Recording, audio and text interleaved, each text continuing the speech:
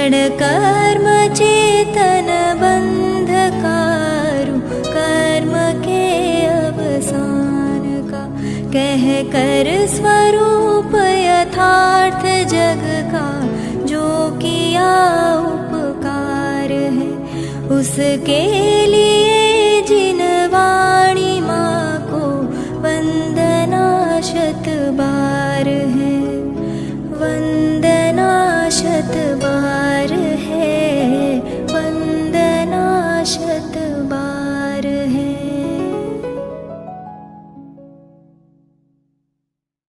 प्रधानं सर्वधर्माणां जैनं जयतुशासनम्। श्रीमत्परं गम्भीर शाद्वादामोघलाञ्छनं जीयात्रैलोक्यनाथस्य शासनं दिनशासनम्। षड्वादमय षट्द्रव्य गुण पर्याय और प्रमाण का, जड़ कर्म चेतन बंधकारु कर्म के अवसान का, कह कर स्वरूप यथार्थ जग का जो किया उपकार है, उसके लिए जिन वाणी माँ को वंदना शतवार है, वंदना शतवार है।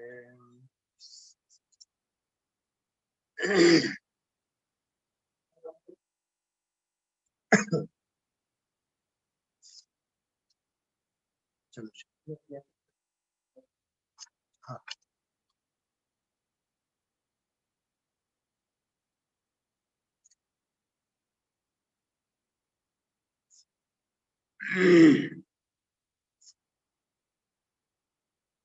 गई कालना અને આજના પૂજ ગુરુદેવ શ્રીના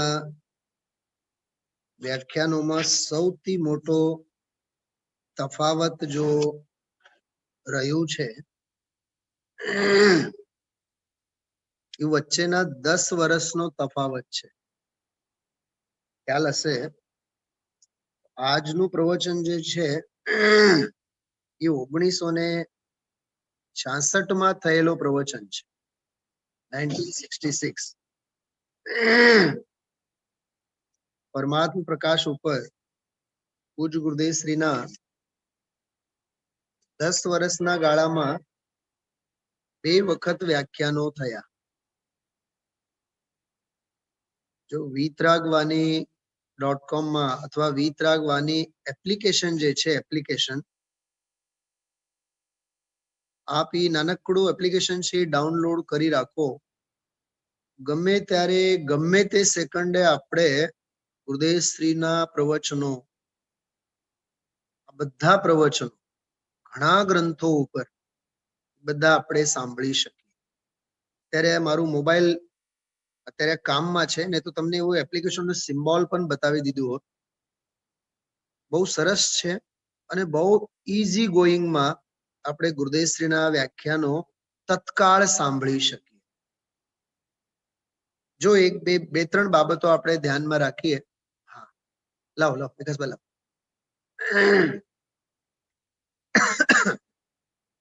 જો આનો આ સિમ્બોલ જે છે મને એમ લાગે એટલે 2-4 MB નો જ છે કઈક, બરોબર? સાવ નાનકડું પણ બહુ સુવિધાજનક છે. ક્યાંય પણ આપણે બેઠા હોઈએ, જો આ છે, જો અહીંયા તમે એમ ક્લિક કરો ઓડિયો પ્રવચન તો અહીંયા તરત જ લિસ્ટ આવી જાય છે. જો ઓડિયો કરીએ તો આ જો તરત જ નંબર ઓફ સિરીઝ બધું ઘણું સરસ છે, ઘણું સરસ છે. આપ સૌ આ અત્યારે ટેકનોલોજી છે તો આપ ચોક્કસ આનો જો આ વીતરાગવાણી દેખાય છે બધાને. આવું નાનકડું છે બહુ જ, અને આની કોઈ લેન્થ પણ વધારે નથી. એટલે આ તમે ડાઉનલોડ કરી રાખો. તત્કાળ ગુરુદેવ શ્રીના પ્રવચનો તમે તરત સાંભળો. વિડીયો ઓડિયો અહીંયા ઓડિયો કરીએ તો આમાં જો તરત જ પ્રવચન એમ માંગલિક આ તે બધું બહુ વ્યવસ્થિત ગ્રંથોની યાદી લિસ્ટ.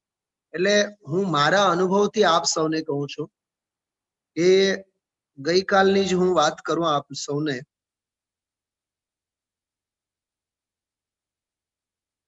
33મી ગાથા જે આપણે એક કામ કરો તમે બધા, તમે જુઓ 388 નંબરનું પાનું કાઢો બધા, 388 નંબરનું પાનું, 388. ઝડપથી હું એક જ મિનિટ માટે આપ સૌને ધ્યાન આકર્ષિત કરું છું. 388 નંબરનું પાનું, જ્યાં 33મી ગાથાની ટીકા છે. ઓકે, મોટા અક્ષરે તમને દેખાય છે, બધાને જુઓ એમાં. હવે એમાં ઓલી બીજી લીટીમાં સંસ્કૃતનો શ્લોક છે સમાધિ શતકનો. આત્માનમ આત્મા આત્મની એવ આત્મના અસૌ ક્ષણમ ઉપજનયન સ સ્વયંભૂ પ્રવૃત્ત. બરોબર. હવે આનો અર્થ જો, પોતે પોતાને પોતામાં પોતાથી અંતર મુહૂર્ત માત્ર નિર્વિકલ્પ સમાધિ વડે આરાધતો થકો સ્વયંભૂ થાય છે, સર્વજ્ઞ થાય છે. અહીંયા વાત પૂરી થઈ. હવે આ વાત ધ્યાનમાં રાખજો, અહીં સુધીની મેં વાત આપ સૌને કહી છે. ઓકે, હવે પાના નંબર તમે લોકો ખોલો, 402 નંબરનું પાનું, 402 નંબરનું પાનું, જ્યાં આ 33મી ગાથા ઉપરનો પ્રવચન પૂરો થાય છે. જો ત્યાં પ્રમાણ વચન ગુરુદેવ લખેલ છે, વચ્ચે પ્રવચન પૂરો થયો, નીચે 34મી ગાથા આવેલી છે. ઈ ગાથા ઉપરનો આપણે ગઈકાલે પ્રવચન સાંભળેલું છે. હા, બરોબર, યાદ આવે છે? એ આખું 74 નું પ્રવચન છે. 28/10/76 74 નો પ્રવચન ગઈકાલે જે સાંભળેલો, 24 કલાક માંડ થયા છે. અચ્છા, ઉપરનો પ્રવચન ક્યાં પૂરો થાય છે એ તમે જોજો, 402 પાના ઉપર, કે अपने करके एक क्षण मात्र भी निर्विकल्प समाधि कर आराधक हुआ वह सर्वज्ञ वीतराग हो जाता है. हिंदी टीका वांचे છે ગુરુદેવશ્રી, કાંઈ વાંધો નહીં. પણ દૌલતરામજીની જે ટીકા વાંચી ને, સમાધિ શતકની જે ગાથા છે, શ્લોક છે ભાઈ વિકાસભાઈ, એ સમાધિ શતકનો જે શ્લોક છે સ્વયંભૂ વાળો, બરાબર, સ્વયંભૂ થાય છે, સર્વજ્ઞ થાય છે એમ કીધું ને. હવે સાંભળો, આપ સૌને ખ્યાલ હશે મેં પરમ દિવસે આ વાત કરી હતી, પરમ દિવસના સવારના સ્વાધ્યાયમાં. સ્વયંભૂ થાય છે, આ સ્વયંભૂ વાળી ગાથા પ્રવચન સારની 16મી ગાથા છે, જેમાં પરમ પ્રત્યક્ષ કેવળ જ્ઞાનના, શું કીધું? પારમાર્થિક, પારમાર્થિક પરમ પ્રત્યક્ષ કેવળ જ્ઞાન, એના અભેદ ષટકારકોની અપેક્ષાએ સ્વયંભૂની વ્યાખ્યા આવી. શબ્દો યાદ રહેશે, બરોબર? ફરી એકવાર બોલું છું. પારમાર્થિક પરમ પ્રત્યક્ષ કેવળ જ્ઞાન, એના અભેદ ષટકારકોની વાત કરીને કર્તા કર્મ કરણ સંપ્રદાન અપાદાન અધિકરણ, એ અભેદ રૂપે કેવી રીતે છે એની વાત કરતા ત્યાં સ્વયંભૂની વાત કરી. એટલે આ સમાધિ શતકનો શ્લોક પૂરેપૂરો કઈ ગાથા સાથે? પ્રવચન સારની 16મી ગાથા સાથે જોડાયેલી છે. હવે આ તો વાત મેં તો સહેજ આપ સૌને કરી હતી, સ્વયંભૂ શબ્દ આવ્યો એટલે. હવે સાંભળજો, થોડુંક તળિયા તપાસવા જોઈએ. એ આ જે પ્રવચન અહીંયા પૂરો થયો, પછી તમે જુઓ, પછી 388 પાના ઉપર દ્રવ્ય ભાવ પરમાણુ ધ્યેય સ્વરૂપે હોય છે લખેલું બધું. હવે જો 1 2 3 4 5 6 7 8 9 10 11 11 પાના, 11 લીટીનો જે અંશ છે ટીકાનો ઓરિજિનલ, એના ઉપર ક્યાં ગુરુદેવશ્રીનું પ્રવચન? અને એ આખો કર્ણાન યોગનો વિષય છે ભાઈ વિકાસભાઈ. ગ્રંથ લેજો સાથમાં, બે છે ને ઓરિજિનલ શાસ્ત્ર પણ છે ને, એમાં જો, એ આમાં જો, એમાં ધ્યેય સ્વરૂપે હોય છે એવા શુક્લ ધ્યાનમાં સિદ્ધાંતમાં જે 42 ભેદો. હવે સિદ્ધાંત એટલે કયું શાસ્ત્ર? આવું જોઈએ કે નહીં વિચાર આપણને? સિદ્ધાંત એટલે ધવલા, સિદ્ધાંત એટલે ષટખંડાગમ, તો સિદ્ધાંત એટલે ધવલાજીના ભાગમાં શુક્લ ધ્યાનના અને ઈ એ ક્ષપક શ્રેણીના ભેદ પ્રભેદોમાં. બહુ ધ્યાનથી સાંભળજો, ઉપશમ શ્રેણી નહીં, કેમ કે ઉપશમ શ્રેણી તો 11મા સુધી હોય, ક્ષપક શ્રેણી 12મા હોય, અને શુક્લ ધ્યાનનો ક્રમ 12મા સુધી હોય, 13માય હોય શુક્લ ધ્યાન, છેલ્લા સુધી વિચાર કરો તમે. અને જ્યારે વિપરીત ક્રિયાવર્તિની ચોથો પાયો જ્યારે શુક્લ ધ્યાનનો થાય ત્યારે 14મા ગુણસ્થાનમાંથી પસાર થઈને પછી આગળ સિદ્ધત્વની દશા પ્રગટ થાય. એટલે 8મે થી શુક્લ ધ્યાન ચાલુ થાય, ઠેઠ 14મા સુધી શુક્લ ધ્યાન હોય. બેનો સમજાય છે? બેન શૈલાબેન, કેટલું ગહેન વિષય છે, વિચાર કરો. આખો કર્ણાની યોગ છે એમાં, બરોબર? તો 42 ભેદો. બોલો, એક બે આપણને યાદ ન રહે, આ 42 ભેદો ક્યાંથી યાદ રહે? અને ઈ એ શુક્લ ધ્યાનના. થોડાક શબ્દો સાંભળો તમે. અર્થ સંક્રાંતિ, વ્યંજન સંક્રાંતિ. હા, આપણે મકર સંક્રાંતિ તો સાંભળ્યું છે, ખીચો ખાઈએ ને, પતંગો ઉડાડીએ. ભાઈ પ્રકાશભાઈ, મકર સંક્રાંતિ તો ખ્યાલ છે, પણ અર્થ સંક્રાંતિ, સોથા નીકળી જાય, સોથા.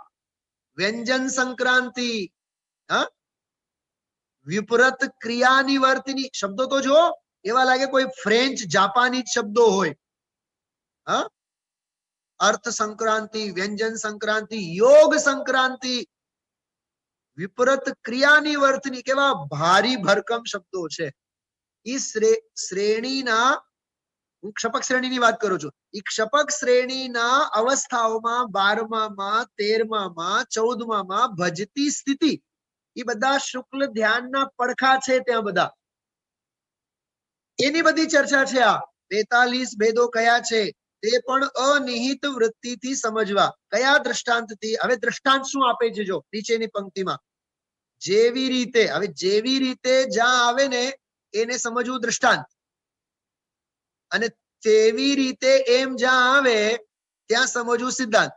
આ ગુજરાતી મારે શીખવાડવાની જરૂર નથી. આપ સૌ ગુજરાતીના ખાણ છો. એમાં એક કાઠિયાવાડી, હા, ઈફ અને બટ ની વાત નથી. આમાં તળિયા તપાસવાની વાત છે. કે જેવી રીતે કીધું ઈ દ્રષ્ટાંત, અને તેવી રીતે ઈ સિદ્ધાંત, દ્રાષ્ટાંત પણ કહેવાય એને.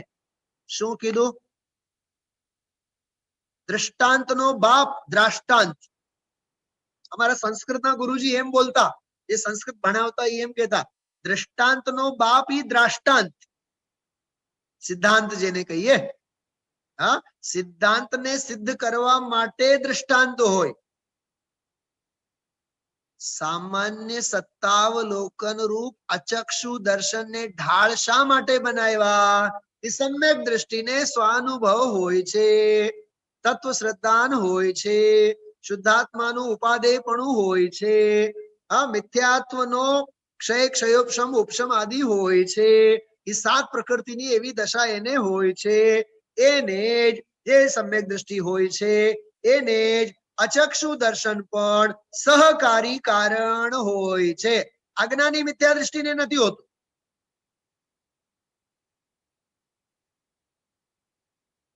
મેં રાત્રે ગઈકાલે 3:30 વાગે કેટલાક મુમુક્ષુઓને એક પ્રવચન સેન્ડ કર્યું છે. રાત્રે 3:30 વાગે. આ તો શાંત રસનો પાન કરવા જેવો આ સમય છે. કર્મ અને કર ફળ સંબંધી એવી અદ્ભુત ચર્ચા ક્યારે આપણે સાંભળી ન. એટલું સરસ. હા, કર્મ અને કર્મના ફળની વૃત્તિ જ્યાં સુધી છૂટે નહીં, સાંભળો, કર્મ અને કર્મ ફળની વૃત્તિ જ્યાં સુધી છૂટે નહીં ત્યાં સુધી શાંત રસના પાનનો અવસર આવે જ નહીં. કેમ? કેમ કે કર્મ અને કર્મ ફળમાં ઉત્પાત સિવાય કાંઈ નથી, અને શાંત રસમાં શાંતિ સિવાય કાંઈ નથી. બહેનોને પૂછો, જે દિવસે રસોઈ બંધ હોય તે દિવસે કેટલી શાંતિ હોય, 3 ખંડ જીતી ગયા હોય એવી શાંતિ હોય. આશ આજે તો રવિવારનો દિવસ અને આજે રસોઈ એ નથી બનાવી, બહુ શાંતિ, બહુ શાંતિ. જો એક ટંચના રાંધવાનું કામ છૂટી જાય તો કેટલી શાંતિ. જ્યાં રાંધવાનું કામ જ નથી, જ્યાં આહારના વિકલ્પ જ નથી, એવી નિષ્કષાય નિશલ્ય દશા હોય તો બોલો સહજાનંદી શુદ્ધ સ્વરૂપી અવિનાશી હું આત્મ સ્વરૂપ. બોલો હા, શિવ રમણી રમણાર તુહી દેવનો દેવ. હા, આ પંક્તિઓ પછી ફરી વળે મગજમાં. આવો આનંદ હોય. નિશલ્ય હોવો જોઈએ, નિશલ્ય હોવો જોઈએ. મિથ્યાત્વના માયાના નિદાનના શલ્ય કોઈ કામના નથી. આપ તો નિરંતર નિયમિત સાંભળનારા શ્રોતાઓ છો, એટલે મને કહેવાનું પણ મન થાય છે. સાંભળો, ગુરુદેવ શ્રીના પ્રવચનમાં આપણે બેઠા, બરોબર? સાંભળો. ઓહો, એ તો ગઈકાલની જ વાત વળી પાછી આવી ગઈ. 34મી ગાથા. કાલે તો માંડ પકડાનું હતું 76 અને 77 માં, અને આજે વળી પાછું 65 અને 66 નું પ્રવચન આવ્યું. એ માંડ કાલે કલાક સાંભળ્યા, આજે વળી પાછું કલાક સાંભળવાનું. જી હા, સાંભળવાનું. મને આજના પ્રવચનમાં સૌથી સરસ, અત્યંત પ્રેરણાદાયી કોઈ ફકરો લાગ્યો છે, હું તમને કહી ન શકું. જ્ઞાનની લીલા, એ જ્ઞાનની લીલા જેવી છે. શ્રદ્ધા શું, જ્ઞાન શું, ચારિત્ર શું, ક્રિયા શું, કાર્ય શું, એ બધું જાણવું તો જોઈએ ને. ખ્યાલમાં આવ્યો? હા, એ જે ગઈકાલના પ્રવચનની જે મેં વાત કરી ને, એમાં એક બહુ માર્મિક બિંદુ છે. પકડવાની કોશિશ કરજો ભાઈ વિકાસભાઈ. બધાય તમે લોકો સાંભળો છો. હા, પોતપોતાના રંગ મહેલમાં બેસીને. રંગ મહેલ જ કહેવાય ને, મકાનોને શું કહેવાય? ગુરુદેવ શ્રી જેવી તો મારામાં હિંમત નથી કે હજીરાઓમાં બેઠા છો એમ કહું. જામનગર નો હજીરો, હજીરો. હા, સાંભળો, પુણ્યનો ઉદય હોવો જુદી વસ્તુ છે, અને પુણ્યના ભાવ હોવા જુદી વસ્તુ છે. શું કીધું? આ ન્યાય સાંભળો, હું કોની સાથે કનેક્ટ કરું છું. અચક્ષુ દર્શન તો અભવ્યને પણ છે, પણ અંદરમાં આત્માનું દર્શન ક્યાં? જો અચક્ષુ દર્શન ભવ્યના એ ભાગ્યમાં છે, અભવ્યના એ ભાગ્યમાં છે, મિથ્યા દ્રષ્ટિના એ ભાગ્યમાં છે, સમ્યક દ્રષ્ટિના એ ભાગ્યમાં છે. પણ એ અચક્ષુ દર્શન આત્માવલોકન કરવા માટે સહકારી કારણ કોના ભાગ્યમાં? શું કીધું ગુરુદેવશ્રી આજે? અરે જેને આત્માની રુચિ છે, આત્માનું પરિણમન છે, આત્માની દ્રષ્ટિ છે, સમ્યક દ્રષ્ટિ ભવ્યના જ ભાગ્યમાં છે.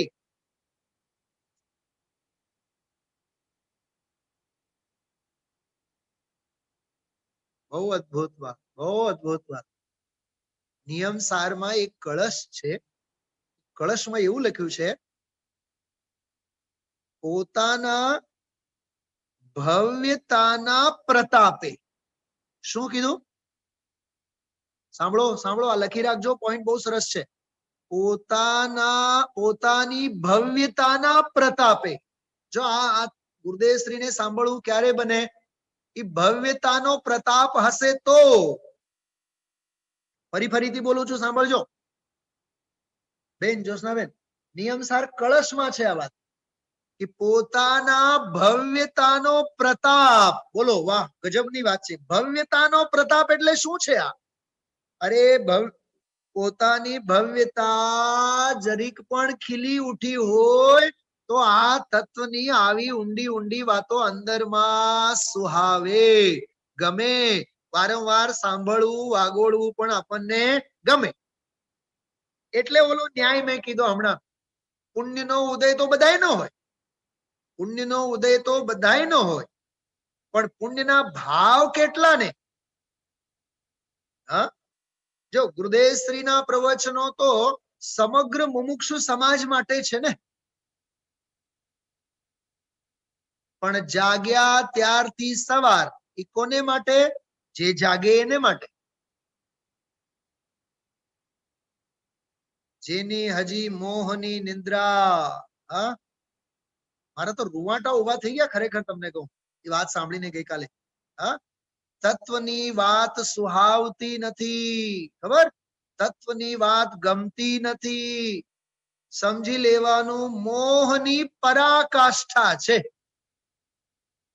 મોહની પરાકાષ્ઠા છે, તીવ્ર મોહાવેશ છે. શ્રીમદજીએ લખ્યું છે વર્તે મોહાવેશમાં.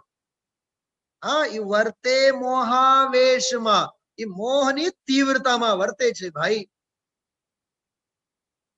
બહુ સમજવું, બહુ ગંભીર વાતો છે આ. તો કહેવાનો અર્થ અચક્ષુ દર્શન તો બધાયને છે, ભવ્ય અભવ્ય બધાયને છે. અને ગઈકાલ રાત્રે જે આપણે કલાક સવા કલાક સુધી સ્વાધ્યાય લીધો હતો, હા, અચક્ષુ દર્શન મન વડે થાય. મન એટલે શું એની વ્યાખ્યા આપણે કરી હતી ગઈકાલે. મન એટલે કોઈ અહીંનું મનની વાત નથી. ભાવેન્દ્રિય રૂપ જે ક્ષયોક્ષમ જ્ઞાન છે એનું નામ મન કહેવાય. એને મેં બીજા શબ્દમાં કીધું હતું ભાવ શ્રુત જ્ઞાન. ભાવ શ્રુત જ્ઞાન એટલે મન, ઈ લેવાનું અહીંયા આ પ્રકરણમાં. કેમ કે સમ્યક દ્રષ્ટિ જીવ અને ભવ્ય પાસે તત્વ નિર્ણય અને આત્માને સ્પર્શવા માટે સાધન શું છે? કેવળ જ્ઞાન તો છે નહીં. મનપરે જ્ઞાન કામનું નથી, અવધિ જ્ઞાન પણ કામનું નથી. તો રૂપીને જાણે, મનપરે જ્ઞાન મનના વિચારોને જાણે. દ્રવ્ય શ્રુત જ્ઞાન એ ભાવ શ્રુત જ્ઞાન વિના તો નકામું છે. તો આપણી પાસે છે કે નહીં ભાવ શ્રુત જ્ઞાન? હા, સંગની પંચેન્દ્રિયને ભાવ શ્રુત જ્ઞાન લાગુ પડે. જો કે 4 ઇન્દ્રિય સુધી પણ મતિ અને શ્રુત જ્ઞાન તો નિયમતી છે. કેટલા પડકા યાદ રાખશું. નિગોદિયા જેવને કેટલા જ્ઞાન છે? 5 જ્ઞાનમાં 5 ને 8 જ્ઞાનના 8 પ્રકાર ગઈકાલે કીધા હતા ને. 5 સમ્યક અને 3 મિથ્યા. મતિ, શ્રુત, અવધિ, મનપરે, કેવળ સમ્યક જ્ઞાન. સુમતિ, સુશ્રુત, સુઅવધિ લેવાનું. અને 3 મિથ્યા, કુમતિ, કુશ્રુત, કુઅવધિ. કેટલા થયા? 8 થયા ને. તો 8 માંથી ઓછામાં ઓછા જ્ઞાન કેટલા હોય? ફટાફટ જવાબ આપો તો. બહુ સરસ. અરે રાધિકા વાળા, ઓછામાં ઓછા 2 નહીં, ઓછામાં ઓછો 1. હા હોય ને.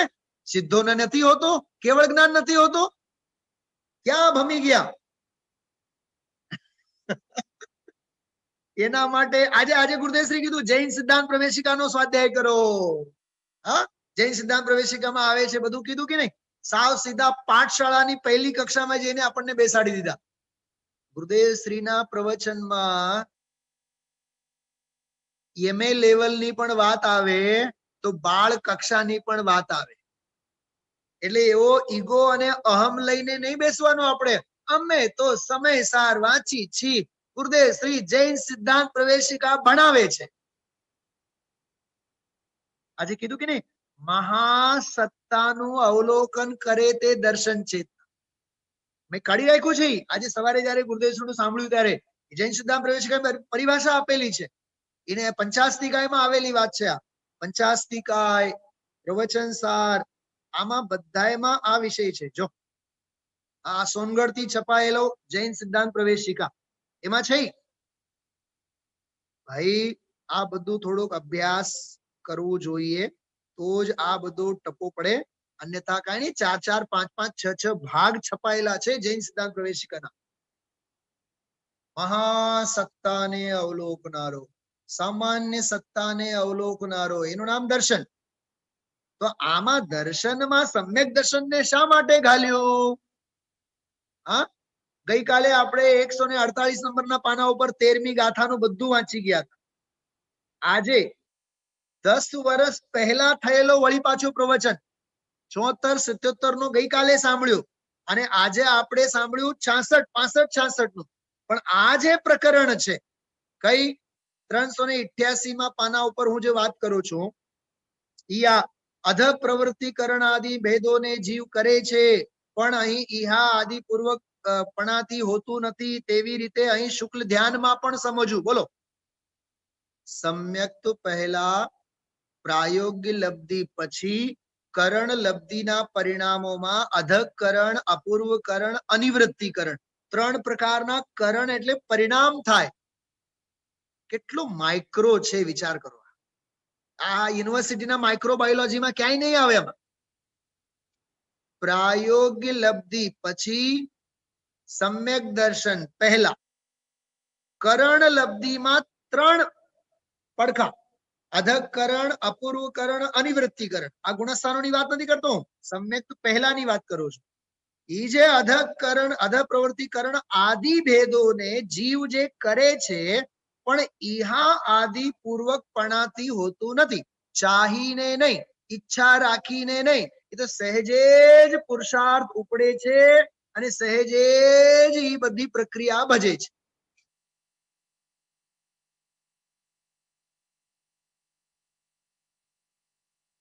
સાંભળો છો બધાય? જાગો છો? એક વાત પૂછું, દીવો પ્રગટાવવું હોય, દીવો દીવો દીવો પ્રગટાવવું હોય તો શું જોઈએ? અરે દીવામાં શું જોઈએ? તેલ. કયું તેલ? જે નાખો. આ શિયાળો છે એટલે બધાને સરસવનો યાદ આવે, મને ખબર છે. આ બહુ હોશિયાર છીએ આપણે બધા. હા, સરસવનો, કોઈ પણ તેલ, જે પણ તેલ. અચ્છા, દીવો પ્રગટાવવા માટે તેલ જોઈએ, બરોબર? અને દીવો પ્રગટાયેલું રહે એને માટે શું જોઈએ? મને પૂછો માં, તમે જવાબ આપો. દીવો પ્રગટાવવા માટે તેલ જોઈએ અને પ્રગટાયેલું રહે એની જ્યોત, એના માટે શું જોઈએ?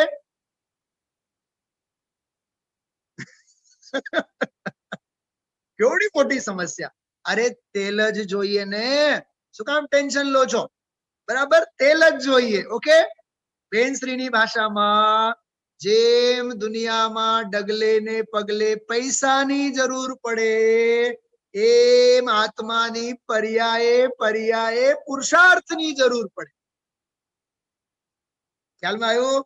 જેમ દીવાને તેલ ઘડીએ ઘડીએ જોઈએ એટલે જોઈએ, જોઈએ એટલે જોઈએ, એમ આ પ્રકરણને સમજવા માટે પુરુષાર્થ જોઈએ એટલે જોઈએ, જોઈએ એટલે જોઈએ. ગઈકાલનું અઘરું આવ્યું અને આજે વળી પાછું. અરે તારા અહો ભાગ્ય છે, તારા કાને આવી વાત પડે છે તો તું સાંભળ ને. એમાં અઘરું છે એમ કરીને છલ ગ્રહણ નહીં કરવાનું. તો આ પ્રકરણ જે છે, આ 11-12 પાનાનું આ પ્રવચન જ ઉડી ગયું છે, આમાં છે જ નહીં. પણ મારી પાસે પ્રમાણ છે, કેમ કે હું ફાંદી વળેલો છું ગઈકાલે આખો દિવસ આની પાછળ. આ 76-77 માં આ અંશ ઉપર પ્રવચન નથી, પણ 66 નું જે આજે પ્રવચન સાંભળ્યું ને આપણે, ઈ જે આ 33મી ગાથા ઉપરનું પ્રવચન છે, કેવળ ગુરુદેવશ્રીએ 5-6 મિનિટ એના ઉપર થોડું કમેન્ટ્સ કરેલું છે. મારે કહેવાનો અર્થ એટલું છે, ટીકા ઓરિજિનલમાં કઈ છે, ગુરુદેવશ્રીના પ્રવચન કઈ ટીકામાં ક્યાં સુધી આવ્યો, એ બધું પૂર્વા પર થોડુંક અનુસંધાન મેળવવું જોઈએ કે નહીં.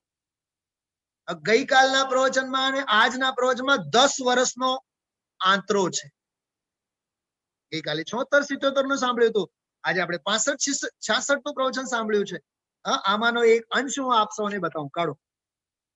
બહુ આમ શું કહું તમને, હૃદય એટલું પ્રસન્ન થાય આપણને, સાંભળીને સાંભળતા જ રહીએ, એટલો આનંદ આવે. જો સૌથી પહેલા કાઢો 430 નંબરનું પાઠ, 430, 430. ભાઈ પ્રકાશભાઈ, આ અંશને વારંવાર વાગોળો, વિચારો. મને જો ટાઈમ મળે ને તો આ ગાથાનું તાત્પર્યના નામે હું ગુરુદેવશ્રીના સરસ કલરફુલ બેનરમાં બનાવીને બધાય પાસે પહોંચાડવાના પ્રયત્નો કરીશ. બહુ સરસ છે. એની રમતું, એને રમત કેમ થાય એની ખબર ન મળે. ક્યાં છે? પાના નંબર 430. ઓકે, 430 નંબરમાં વચ્ચેનો ફકરો વચ્ચો વચ્ચ છે. જો જેમ જંબુદ્વીપમાં સુમેરુ પર્વત સુરક્ષિત જગ્યાએ છે. હા, ખ્યાલમાં આવ્યું? સાવ સુરક્ષિત જગ્યા છે. Centre, heart of the city, heart of the page. એની રમતું, એને રમત કેમ થાય એની ખબર ન મળે. એના દર્શન ઉપયોગ, એનો જ્ઞાનોપયોગ, એની શ્રદ્ધા, એનું જ્ઞાન અને એને ચારિત્ર, એમ ત્રણે લેવાનું. સમજાય છે કાંઈ? એની સંપદા. અહીંયા જ્યાં જ્યાં એમ લખેલું છે ને, એની એની એની એની, ત્યાં આપણે એમ વાંચવાનું, મારી સંપદા, મારો જ્ઞાનોપયોગ. એમ નહીં વાંચવાનું, આત્માનો જ્ઞાનોપયોગ, આત્માની સંપદા. એ કોઈ બીજા આત્માની વાત નથી આ. હા, મારો જ્ઞાનોપયોગ, મારો દર્શનોપયોગ, મારી શ્રદ્ધા, મારું જ્ઞાન, મારું ચારિત્ર, મારી સંપદા. અરે મારા કાર્ય શું છે, મારું કારણ શું છે, સ્થિતિ શું છે, એને બરાબર જાણવું તો જોઈએ ને. એવું નથી લાગતું કે દીકરી બેંગ્લોર જતી હોય અને દીકરીની માં એને કાનમાં હળવેથી સલાહ સૂચન આપે, બેટા તું ધ્યાન રાખજે, સાસુ સસરાની સામે થતી નહીં, બહુ ધ્યાન રાખવાનું. એમ એમ ગુરુદેવજી આપણને કહે છે. હા, અરે એનું જ્ઞાન, એનું દર્શન. મને તો એવી મજા આવી આ સાંભળવામાં. આજ રિપીટ કરી કરીને સાંભળવાનું મન થયું. એટલું સરસ. હા, ઓલા ગરમ ગરમ થેપલા અને પરાઠા ઉપર નથી તેલ આમ આમ કરીને ગુરુદેવશ્રી કરે અભિનય. આમ હું ઇમેજિન કરું, આમ ચમચી પકડીને આમ તેલ નાખે વાટે વાટે. મને પરોઠા બહુ સરસ બનાવતા આવડે. એમ ગુરુદેવશ્રી ધીમે ધારે પેથીએ પેથીએ.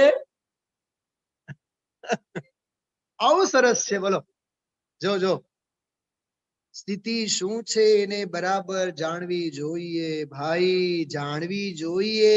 એમ કાંઈ ઉપર ટપકે આખો માલ મળી જાય એવું નથી. આમ કહીને ગુરુદેવશ્રીએ ઘણું બધું કીધું. શું ઘણું બધું કીધું? 4-6 કલાક સ્વાધ્યાય કરવો જોઈએ એમ કીધું. હા, પ્રભુ થારા હી રંગમાં રંગી ગયો રે, રંગમાં રંગમાં રે. એની મસ્તી ચડવી જોઈએ, એનો આનંદ આવવો જોઈએ, પડઘા પડવા જોઈએ, પડઘા. મને તો ભાઈ વિકાસભાઈ, હું આ ગુરુદેવશ્રીના વીતરાગ વાણી એના ઉપર બપોરે ટાઈમ હોય, અડધી કલાકનો એક પીરિયડ લેવાનું હોય. 12 વાગે ગયા હોય, 5 વાગ્યા સુધી એક પીરિયડ લેવાનું હોય. બાકી જ્યારે પણ ખોલો અને ગુરુદેવશ્રીને સાંભળો, હા હા હા હા હા, ગુરુદેવશ્રી બોલે તો આંખ બંધ થઈ જાય એવું લાગે જાણે વિદેહ ક્ષેત્રમાં જ બેઠા છીએ, સાક્ષાત સમો શરણમાં. એવા ફિલિંગ્સ આવે અંદરમાં. કેટલું મહાભાગ્ય છે આપણું, વિચાર તો કરો. હા, મને તો ઓલા એપ્લિકેશન બનાવનારના ચરણ સ્પર્શ કરવાના ભાવ થાય છે. આંગળી ઊંચી કરો તો કેટલા લોકો પાસે છે વીતરાગ વાણી? પ્રકાશભાઈ, કા મોબાઈલ તો છે ને? તો પ્લે સ્ટોર માં જઈ vitragvani.com સિમ્પલ લખો, મસ્ત એપ્લિકેશન છે, બહુ એન્જોય કરશો. ગુરુદેવશ્રી આમ બિલકુલ સોસરવટ ગળામાં આમ અંદરમાં ઉતરી જાય, એટલું સરસ છે. હા ભાઈ રાજુભાઈ, છે કે નહીં vitragvani.com એપ્લિકેશન? હું આવીશ જોવા, દુકાને આવીશ. આજે તો બંધ હશે ને દુકાન, ઘરે આવીશ, કાંઈ વાંધો નહીં, ચાય પીને વયા જશું ઘડીક બેસીને. બહુ સરસ વસ્તુ છે આ, બહુ સરસ વસ્તુ છે. 9000 પ્રવચનો બધા, ગમે ત્યારે ગમે તે સાંભળો ને. જોજો, જાણવી જોઈએ. એમ કાંઈ ઉપર ટપકે ટપકે આખો માલ મળી જાય એવું નથી, બરાબર? આખું તત્વ જ અંદર ચિદાનંદ પડ્યું છે. જો ગુરુદેવ શ્રી જનરલી આહા આહા હા હા એમ બોલે. હવે શું બોલ્યા જો? ઓહો હો કોક વાર જ આવે. હા આ હા હા નથી બોલ્યા આજે ગુરુદેવ શ્રી. ઓહો હો એમ બોલ્યા જો. ઓહો હો કેવો આમાં ઉદ્ગાર ગુરુદેવ શ્રીના. એની શક્તિઓના ઉપયોગના કાર્યોનો અનેક પ્રકારનું વર્ણન છે. વાક્ય તો જો વાક્ય. એની શક્તિઓના ઉપયોગના કાર્યોનું અનેક પ્રકારનું વર્ણન છે. મને તો આના ઉપર નિબંધ લખવાનું મન થયું આ વાક્ય ઉપર.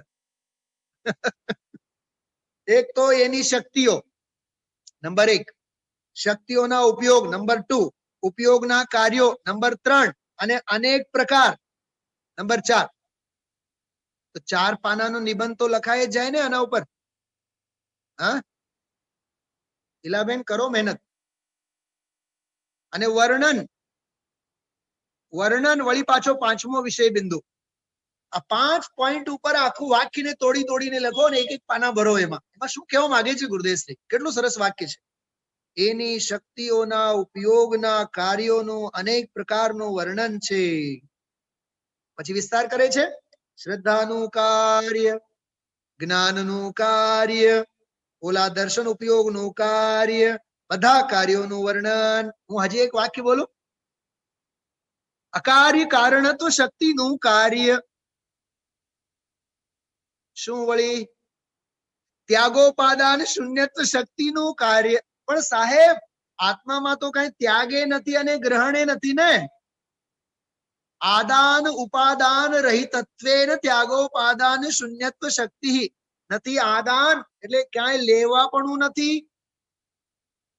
અને કાંઈ પોતાનામાંથી બહાર જવા પણ નથી. પણ ત્યાગોપાદાન શૂન્યત્વ શક્તિનું પણ કાર્ય છે. અકાર્ય કારણત્વ શક્તિનું પણ કાર્ય છે.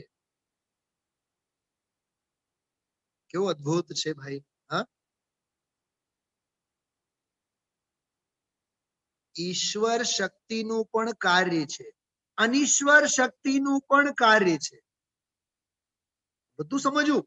47 ન્યાય, 47 શક્તિઓ, આ બધું ઘોળીને પી જવું. બધા પરિશિષ્ટના વિષયો ચુલિકામાં જે લખેલા છે, પ્રવચન સાર, પંચાસ્તિકાય જે પણ છે જ્યાં પણ. તો પંડિતજી ગઈકાલે તો તમે એમ કીધું હતું રાત્રે પાહુડ દોહાને આધારે. શું કીધું હતું?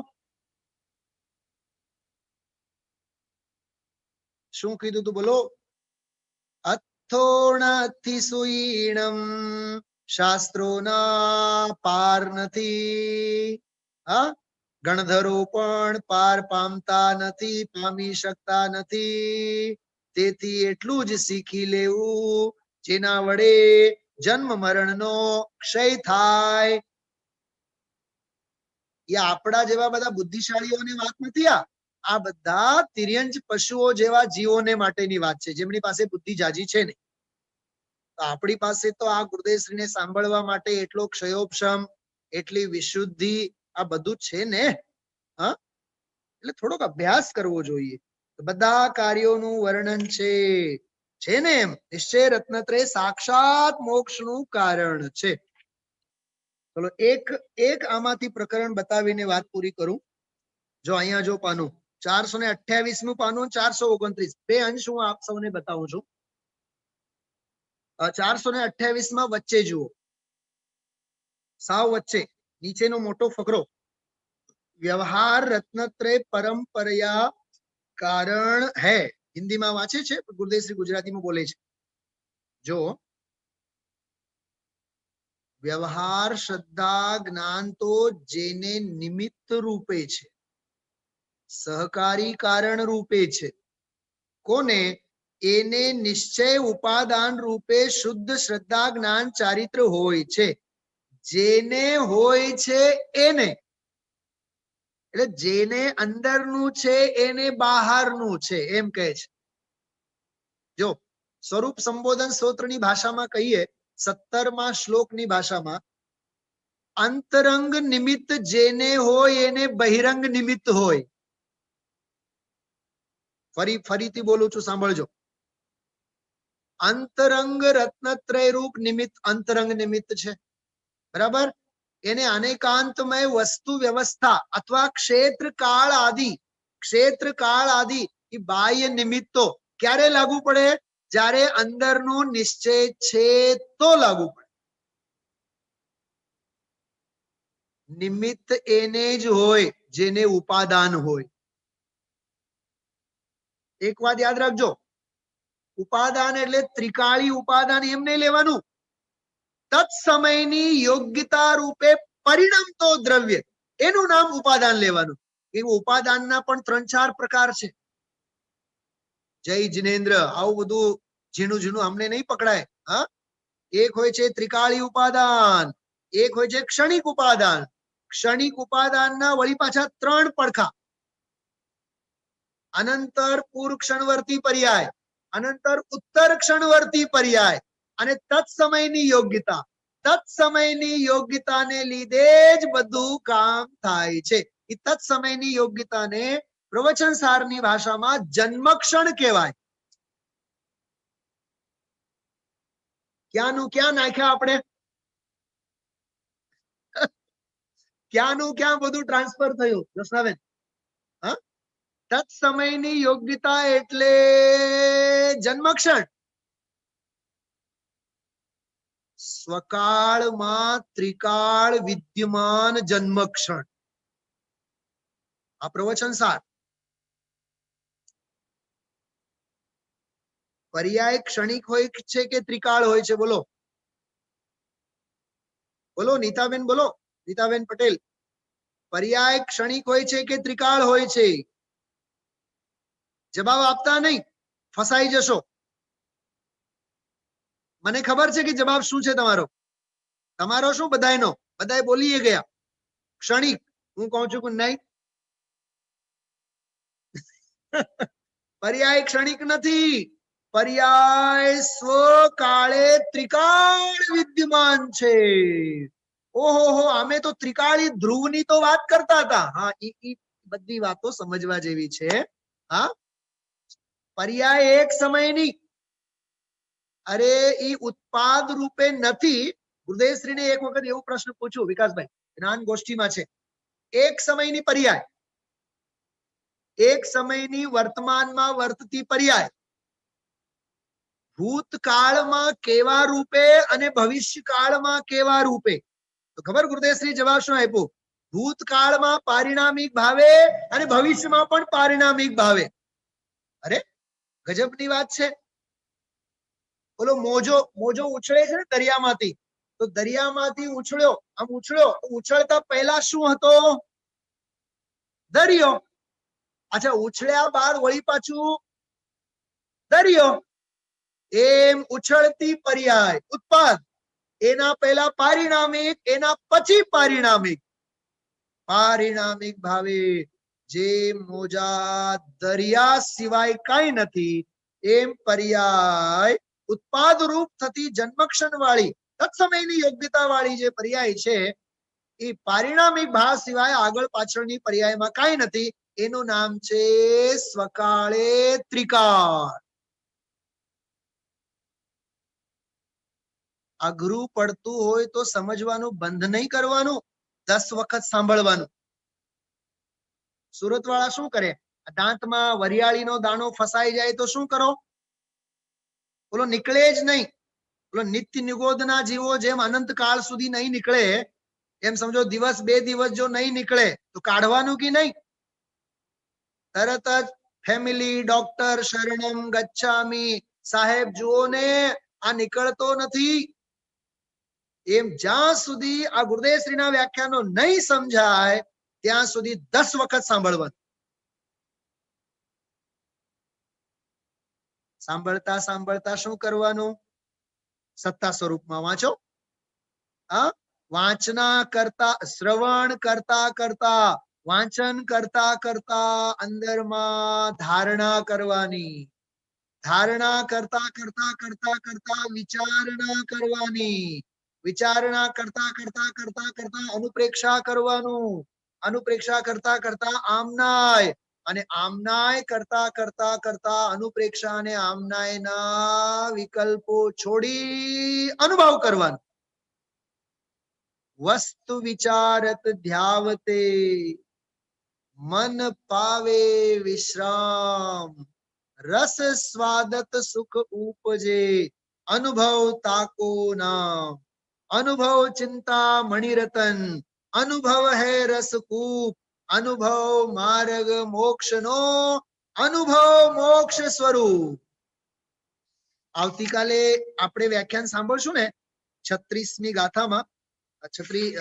આગળની ગાથા જે છે 36મી ગાથા, એ 36મી ગાથામાં એમ કહેશે પરમ ધ્યાનારૂઢ જે જ્ઞાની છે સમભાવે સુખ અને દુઃખ ને સહે છે.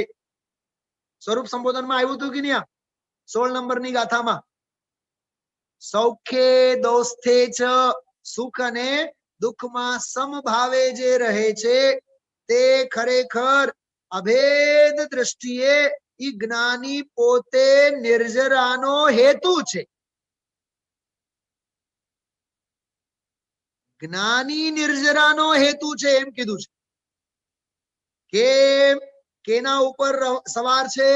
પરમ ધ્યાન ઉપર આરૂઢ છે. બોલે 413 નંબરની ગાથા કઈ કીધી હતી? અનાદિરૂઢ વ્યવહાર મૂળ. કેવો હતો મિથ્યા દૃષ્ટિ જીવ? અનાદિરૂઢ, ટેવ પડેલી છે ને અનાદિની. હા, પરમ દિવસનો પ્રવચન સાંભળ્યું ધ્યાનથી? ગુરુદેવશ્રી શું બોલ્યા? પૂજા પાઠ, દયા દાન વ્રત જીન દર્શન અને કલાક રાડો પાડીને જવાથી કાંઈ નહીં થાય. રાડો પાડીને જવાથી કાંઈ નહીં થાય એવા શબ્દો બોલ્યા હતા ગુરુદેવશ્રી પરમ દિવસે. કાઢીને આપ સૌને બતાવ્યું પણ હતું. ઓલું ભાઈઓ એક વાક્ય યાદ રાખજો, સ્વાધ્યાય વિના પૂજા કાર્યકારી નથી. સ્વાધ્યાય વિના, બોલો બોલો બધાય, 15-20 દિવસ પહેલા મેં આ વાક્ય કીધું તો આપ સૌને. સ્વાધ્યાય વિના પૂજા પાઠ કાર્યકારી નથી અને સામાયિક વિના સ્વાધ્યાય કાર્યકારી નથી. સામાયિક એટલે સ્વરૂપની મસ્તી, સ્વરૂપનું ગોલન. એટલે આમાં જે વાત કરે છે ગુરુદેવ એ એમ કહે છે અચક્ષુ દર્શનનો ઉપયોગ અભવીને છે, પણ એને આ તત્વ શ્રદ્ધાન આદિ જે છે નિશ્ચય કે વ્યવહાર એને એકેય નથી. બોલો, અભવીને તો એકેય નથી નિશ્ચય કે વ્યવહાર. તેથી અચક્ષુ દર્શનનો ઉપયોગ એને સહકારી કારણ નથી. કે કરે એને કારણ હોય ને, એમ કહું છું. એ જે મેં 15-20 મિનિટ પહેલા વાત કરી હતી, પુણ્યનો ઉદય તો બધાયનો સરખો હોય, પણ પુણ્યના ભાવ કેટલા ને? સાંભળો, સાંભળો, એક બહુ માર્મિક વાત કરું. પુણ્યનો ઉદય તો પૂર્વનો છે.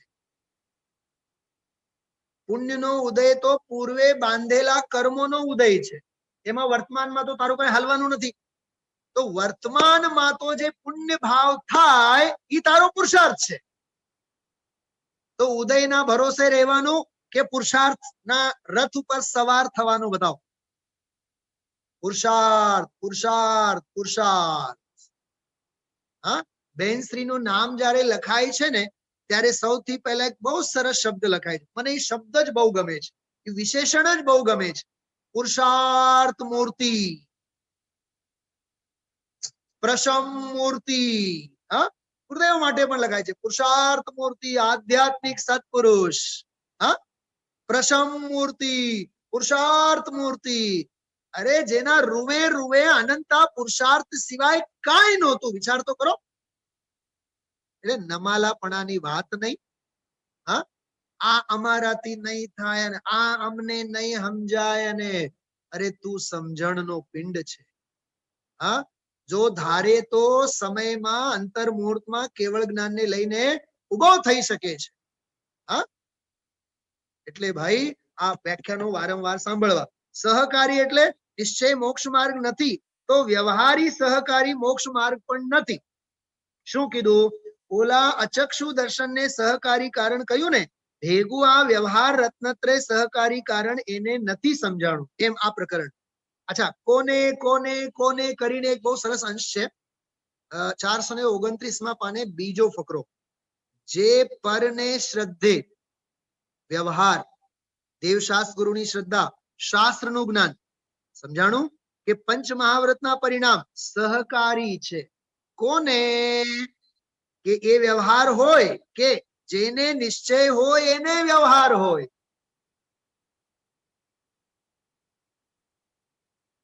સમજાય છે?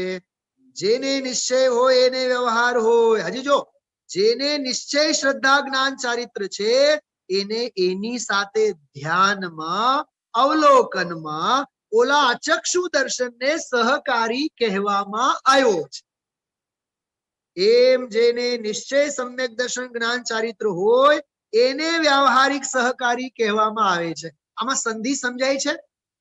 નિશ્ચય જેને હોય એને જ વ્યવહાર હોય. એક વાત, જેને નિશ્ચય ન હોય એને વ્યવહાર પણ લાગુ પડતો નથી.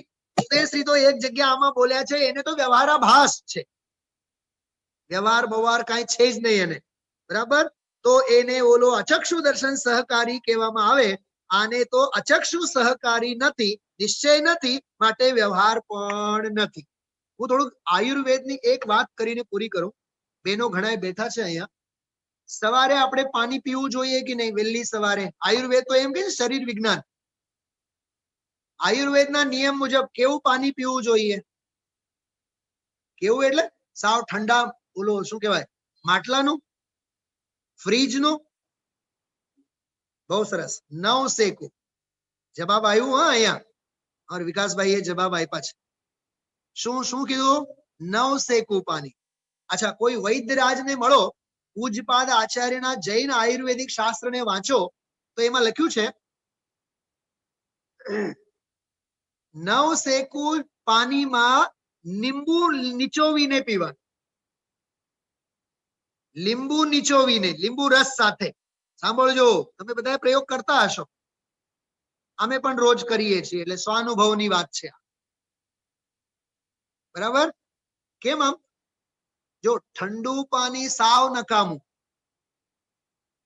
નવ શેકું પાણી કામનું, પણ લીંબુ સાથે જો નવ શેકું પાણી હોય તો અમૃત.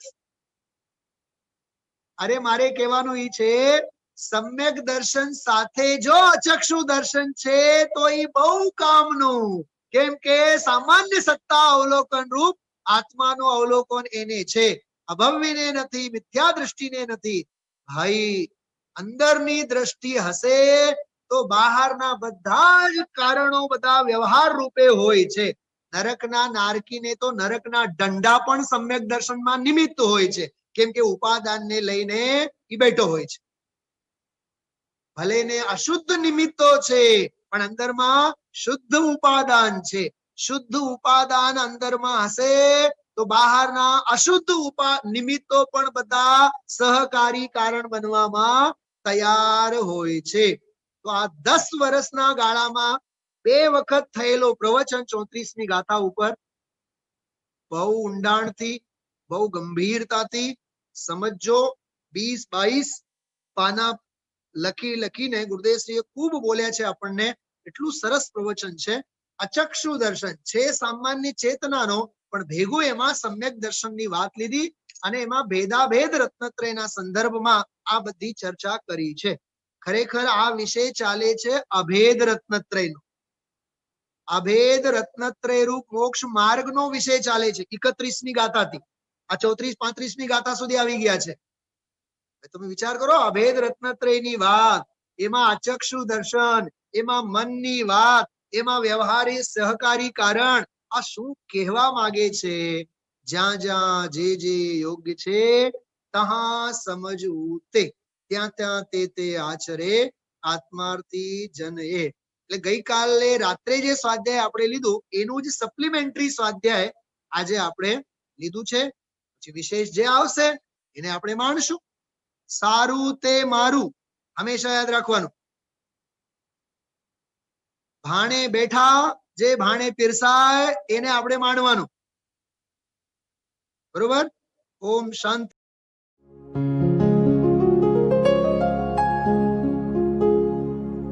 निज निज विधि निज में बताई, यह अनंत उपकार है उसके लिए जिन वाणी माँ को वंदना शत बार है, वंदना शत बार है, वंदना शत बार है।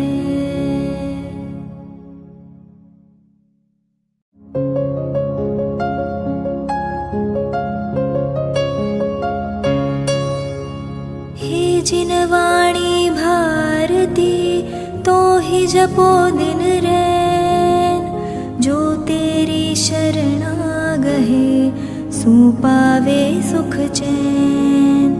जा वाणी के ज्ञान दे सूझे लोकालोक, सो वाणी मस्तक नवो सदा देत हो ढोक।